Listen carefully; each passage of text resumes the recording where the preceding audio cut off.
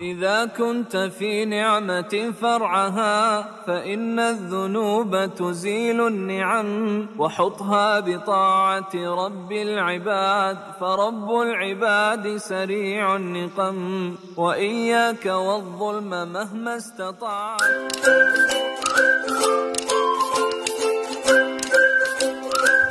বিতাড়িত শয়তান থেকে পানাচ্ছে পরম করুণাময় আল্লাহর নামে শুরু করছি। আসসালামু আলাইকুম, সবাইকে সুস্বাগতম জানাচ্ছি আমার চ্যানেলে। আশা করি আপনারা সবাই আল্লাহর রহমতে ভালো আছেন। আমিও আল্লাহর অশেষ মেহেরবানিতে বেশ ভালোই আছি। সকাল থেকেই আমার ব্লগটি শুরু করছি, সবসময় সকাল থেকেই শুরু করি আসলে। তো আজকেও সেটাই হলো। সকালে একটু সেদ্ধ আটার রুটি বানাবো, তো আটাটা করে একটু ভালো করে খুন্তি দিয়ে মানে নরম করে নিয়েছি। এখন আবার হাত দিয়ে মুথে আমি এভাবে পিস পিস করে আলাদা আলাদা করে রেখেছি। তো এটাকে ঢাকনা দিয়ে রাখবো, ঠান্ডা যেন না হয়। ঠান্ডা হলে কিন্তু শক্ত হয়ে যায়, রুটি বানাতে একটু কষ্ট হবে। তো আমি ঢাকনা দিয়ে রেখেছি বাকিগুলো, আর একটা একটা করে এভাবে আমি বেলে নিই। আর এখানে একটু টাইলসে মানে রুটিগুলো বেললে আমার কাছে সহজ লাগে। আবার ফিরে একটা লাগাতে হয়, সেটা ধুতে হয়, আবার সেটা নড়ে চড়ে। তার চেয়ে আমার মনে হয় এইভাবে ভালো। তো এইভাবে আমার কাছে মানে আরাম লাগে আর কি, সেই হিসাবে আমি এভাবে করি। আপনারা যারা এইভাবে করেন না, ট্রাই করে দেখতে পারেন, অনেক মজা, মানে কাজ করতে খুব সহজ লাগে আর কি। তো এইভাবে আমি সকালের রুটিগুলো বানিয়ে নিচ্ছি। আর হচ্ছে দুপুরের রান্নার জন্য মোটামুটি প্রস্তুতি নিয়েছি। মানে দুপুরে আজকে বেশি কিছু করব না, জাস্ট মুগ ডাল মসুরের ডাল দিয়ে খিচুড়ি রান্না করব, মুরগির গোশত রান্না করব। মুরগি ভিজিয়ে দিয়েছি, এখন ডিম দিয়ে রুটি দিয়ে খাবো। আর গতকালকের একটু লাউ ছিল, মানে লাউ রান্না ছিল আগের ফ্রিজে, সেটা দিয়ে খাবো। তো আমার বড় ছেলে ও ছেঁকে দিচ্ছে, আমি বললাম যে তুমি আমাকে ছেঁকে দাও, আমি একটু রুটিগুলো বেলা শেষ করে ফেলছি, এখন দোয়া দেয় একটু আছে, সেগুলো করে নিই। তো লাউটা গরম হতে দিয়েছি পাশের চুলা, আর এদিক দিয়েও আমাকে এগুলো কুটে মানে ছেঁকে দিচ্ছে। তো ডিম ভাজার জন্য একটু টমেটো, কাঁচামরিচ, পেঁয়াজ, এগুলো একটু কুচি করে নিচ্ছি। তো দুপুরে রান্নার জন্য আসলে সফারেই করি। তো আর যখন ডিম করি আসলে, যখন যেভাবে আসলে সুবিধা লাগে, হাত দিয়ে করলেও ভালো লাগে, তাড়াতাড়িও হয়ে যায়, এক এক সময় এক একভাবে করতে ভালো লাগে। তো আপনারা আমাকে যারা পছন্দ করেন তারা তো আমার পাশে আছেন, সেজন্য আপনাদের সবাইকে অসংখ্য ধন্যবাদ। সুন্দর সুন্দর কমেন্ট করেন, সেজন্য শুক্রিয়া।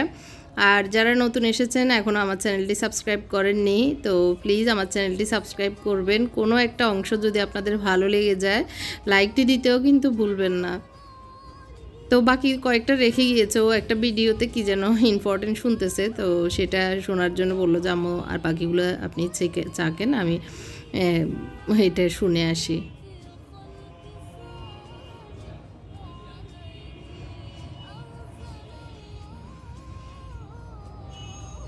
তো আসলে সকালটা একটু দৌড়ঝাঁপ এভাবে রান্নাবান্না হয়। আর আজকে বেশি ভাজি টাজি করিনি, ডিম পেঁয়াজ দিয়ে ডিম ভেজে নিয়েছি। গতকালকের এই তো সবজি ছিল।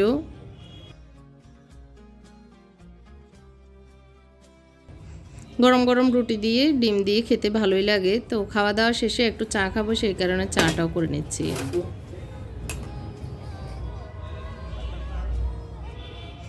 লেকারটা একটু ঘন করে নিয়েছি, করে এখন চাটা আমি দুধ চিনির সাথে মিক্স করে নিচ্ছি।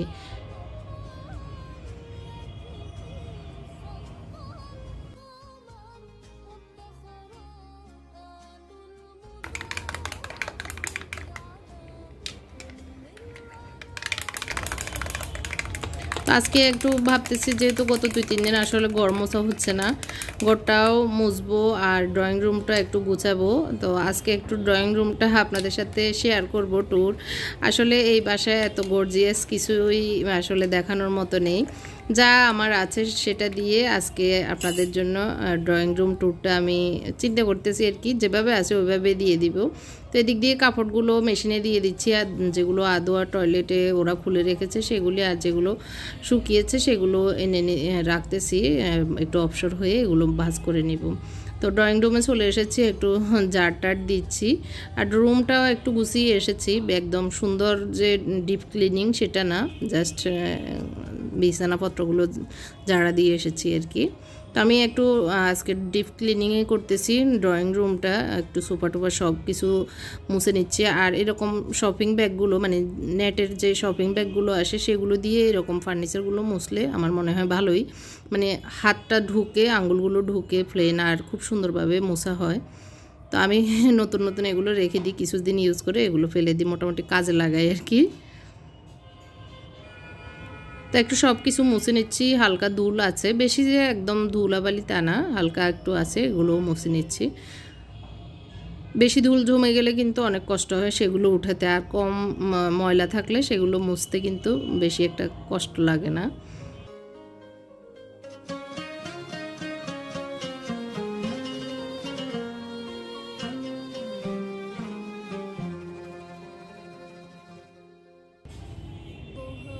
তো একটু গাছগুলিতে পানি দিয়ে দিচ্ছি, ড্রয়িং রুমের যে গাছগুলি।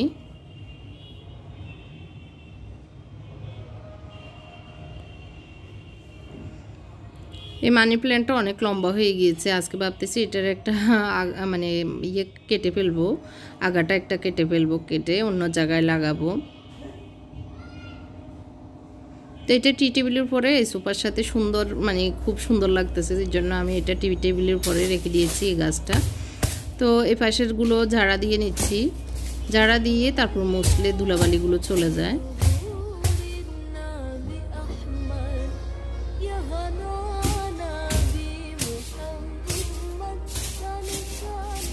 আসলে সোফা টোফা প্রতিদিনই ঝাড়া দেওয়া হয়। তো আমার ছেলেরা যেহেতু বড় হয়েছে তেমন একটা আসলে নোংরা করে যে তা না, তারপরেও মাঝে মধ্যে বসলে এটা সেটা নিয়ে বসে, তো সেগুলো নিয়ে ঝাড়া দিয়ে দিয়ে আমি প্রতিদিনই চেষ্টা করি আর কি।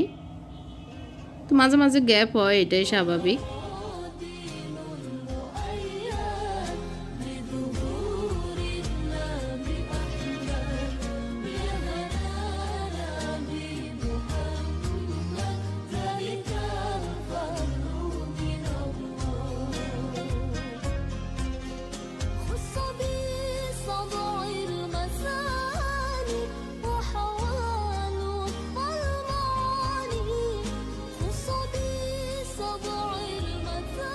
আমি এই গাছটার পাতাগুলো একটু ক্লিন করে দিচ্ছি, কারণ একটু ধুলাবালি বসে আছে, মনে হচ্ছে পাতাগুলো একটু মানে উজ্জ্বল মনে হচ্ছে না। তো আমি পানির স্প্রে করে তারপরে নেট দিয়ে মুছে দিচ্ছি।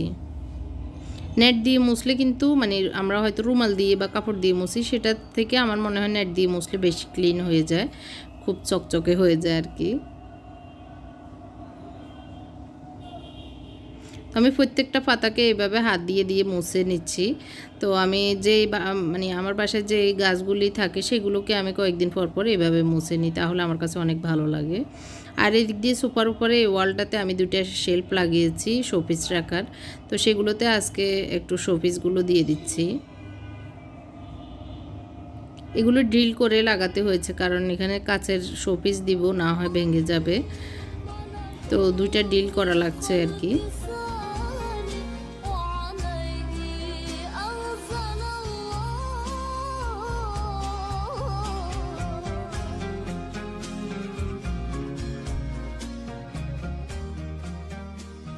তো এই লম্বা আগাটা আমি একটু কেটে নিচ্ছি, পাতার উপর থেকে কেটে নিব, তো একটু কেটে ফেলবো, আরেক পাতার গোড়া পর্যন্ত কেটে, তো ওইটাকে আমি একটা পানিতে এরকম একটা জারে দিয়ে দিচ্ছি।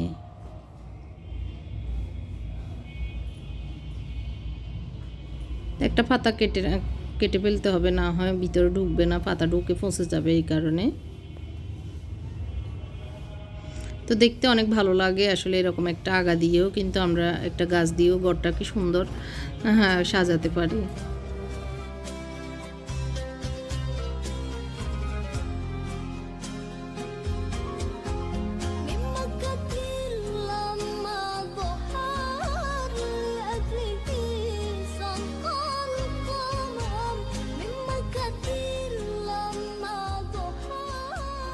তো এই তো মোটামুটি ড্রয়িং রুমটা গুছানো শেষ, মানে ডিপ ক্লিনিং করাটা শেষ, সব কিছু পরিষ্কার করে একটু ঝাড়া টাড়া দিয়ে নিয়েছি।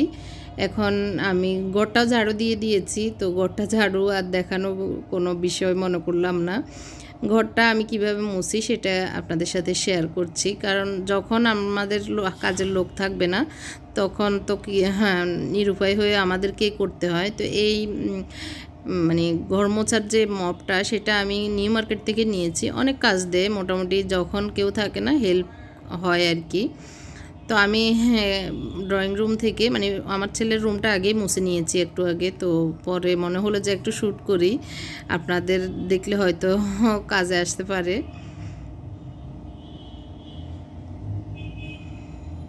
তো আমি একটু সাবানের পাউডার দিয়েছি, দিয়ে তারপরে একটু এইভাবে মুছে নিচ্ছি।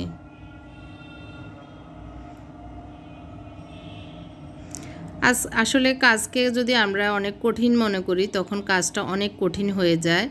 আর কাজকে যদি বলি যে না কাজ কোনো কঠিন না, সহজ, আমরা মেনটেন করে করতে পারি, আমরা ইচ্ছে করলে যে কোনো কঠিনকেও সহজভাবে করতে পারি, তো এটা মনে করলে কোনো কঠিন কাজই কঠিন মনে হয় না।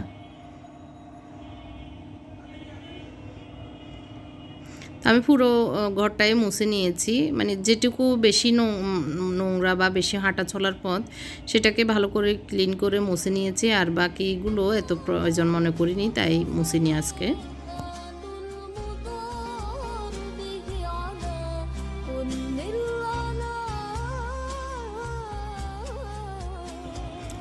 তো যারা আমাদের বাংলাদেশের বাইরে থাকেন, আমরা বাংলাদেশ, পাকিস্তান, ইন্ডিয়া কাজের লোক পাই, কিন্তু যারা বাইরের রাষ্ট্রে থাকেন তাদের কিন্তু কাজের লোক থাকে না, নিজের কাজ নিজেই করতে হয়।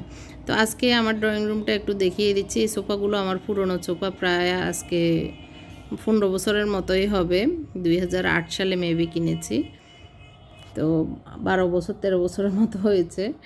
তো আর এগুলি হচ্ছে আমার বইয়ের শেলফ ছিল, তো এখন আমি এখানে 2 সাইডে রেখেছি সোফার। তো একটু সামান্য আমার ঘরে থাকা কিছু শোপিস দিয়ে, গাছ দিয়ে এইভাবে সিম্পলভাবে একটু গুছিয়ে নিয়েছি। একদম যে আহামরি অনেক দামি দামি জিনিসপত্র আছে আসলে তা না, যাই আছে আমার সেটুকু দিয়ে আজকে আপনাদের সাথে শেয়ার করছি আমার ছোট্ট ড্রয়িং রুমটা ট্যুর করে।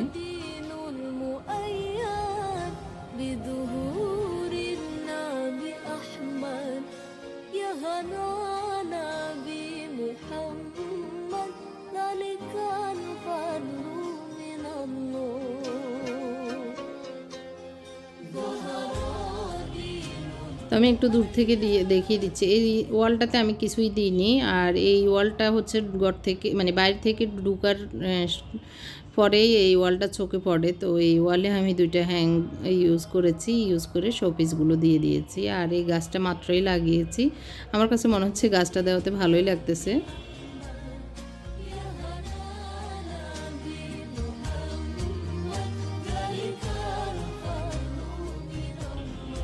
এই তো সিম্পল আমার এই ঘর সাজানোটা, ড্রয়িং রুম এইভাবে আমি রেখেছি। আজকে যে নতুন করে সাজিয়েছি তা না, আমি আসার পরেই এগুলো এইভাবে রেখেছি। জাস্ট এই যে ওয়ালের এগুলো লাগিয়েছিলাম গত কয়েকদিন আগে, মানে শোপিস রাখার এই ঘরগুলি, তো আজকে এই শোপিসগুলো দিয়েছি। তো দিব আসলে হচ্ছে না, আর এগুলো তো এমনি অ্যাজ ইউজুয়াল যেভাবে আছে সেভাবেই। আর এই ট্রেটা আমি প্রিন্ট করেছি, যারা আমার এই ট্রে প্রিন্ট করা ব্লগটি দেখেননি দেখে নিতে পারেন। এখন আমি একটু এই যে সিরামিক্সের এই পাতিলগুলো আমার পেজে দিব, এই জন্য ছবি তুলেছিলাম, তো সেইটাই শেয়ার করেছি। এখন হচ্ছে রাত্রেবেলা, সারাদিন আসলে আর পরে একটু রেস্ট নিয়েছি, আর বেশি কিছু করার সুযোগ হয়নি। এখন হচ্ছে রাত 10টা পৌনে 10টা বাজে, রাত্রিবেলা খাবার খেয়ে নিচ্ছি। দুপুরে একটু খিচুড়ি রান্না করেছি, মুরগির গোশত রান্না করেছি। তো এই যে এতক্ষণ বসে বসে এই কাজগুলো করেছি। আসলে আমার রান্নাঘর ট্যুরটা দেওয়া দরকার, সেটা দিতে পারতেছি না।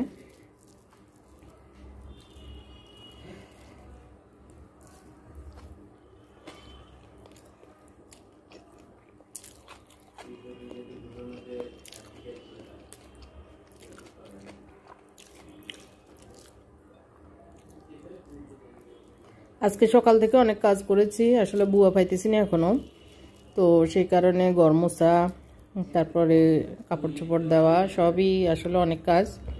সেগুলো করলাম, রঙের কাজ, নিজের টুকিটাকে অনেক কাজ আসলে। এখন হচ্ছে রাত 2টা। আমার হাজব্যান্ড চিটং গিয়েছিল সকালে, তো আসার সময় এই দধিগুলো এনেছে। উনি একটা খেয়েছে আর এটা আমার জন্য এনেছে, তো আমাকে দিল। ওরা সবাই ঘুমাচ্ছে। মুবাশির এসে আবার নিচে গেট বন্ধ ছিল, গেট মানে খুলে আনতে হয়েছে।